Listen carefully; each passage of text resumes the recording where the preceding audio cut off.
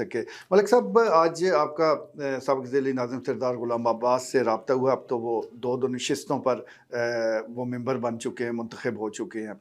तो उन्होंने कुछ बताया है कि वो क्या करने जा रहे हैं? कौन-सी नशिस्त वो अपने पास देखिए जी, रखेंगे और क्या करेंगे? मीर साहब, एक तो मैंने उनसे पूछा, मैंने कहा जी आप ये बताएँ कि लोग कहते हैं ना कि सो रहे थे तो घर सोए हुए थे तो रिज़ल्ट बन गए और हमें उठा के बताया गया कि जी आप जीत गए। हुँ, क्या आपके साथ भी ऐसा ही हुआ है? तो हुँ, वो कहते हैं जनाब मलिक साहब, जिन लोगों ने NA-59 देखा हुआ है ना, हुँ, वो ये बात नहीं करते। हुँ, आप मनारा से चलते हैं, जामरा, बसनाल और ये एरिया बरपर और अतार और कल्लू और पता नहीं किधर-किधर से चिंजी, जाटला, हुँ, और उसके बाद वो आगे लावा और टम्मन और ये जो एरिया है ब्रासल, वरवाल, मोथराला, वो कहते हैं यार सिर्फ मुझे आप ना पूरा दिन चाहिए। अगर आपने हल्के को सिर्फ राउंड लगाना है ना, चक्कर लगाना है एक कोने से दूसरे कोने तक, तो आपका पूरा दिन ज़ाया हो जाता है।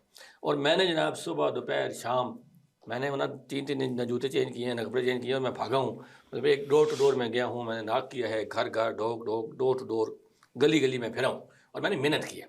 अच्छा, ये ज़ाहिर है उनकी स्टेटमेंट है, हमने आगे पहुँचा दी है नाज़रीन तक। अब वो कितनी उन्होंने मेहनत की है, कितने वो फिरे हैं, ये हल्के के लोग बेहतर बता सकते हैं कि हुँ, सरदार साहब कहाँ-कहाँ पहुँचे हैं, उनके लोग कहाँ-कहाँ पहुँचे हैं, सही है। कैसे उन्होंने अपनी कैंपेन चलाई है।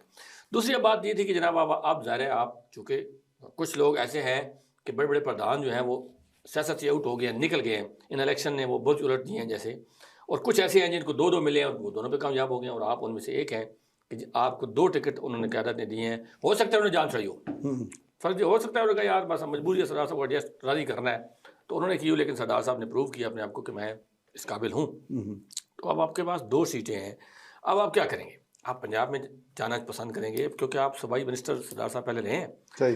तो और या नेशनल असेंबली में। तो उन्होंने ये कहना था जी कि मैं जो है नेशनल असेंबली जो है वो मैं रखूँगा, NA-59 में रखूँगा क्योंकि वो बहुत बड़ा इलाका है और लोगों की तवक्कुआत है मुझसे अब। हुँ, अगर मैं छोटी उस डोमेन में आ जाता हूँ BP-22 में, तो फिर जो BP-23 वाले जो लोग हैं वो ज़ाहिर है लामाला, उनको पहले भी इनके लोगों के साथ ये हो चुका है।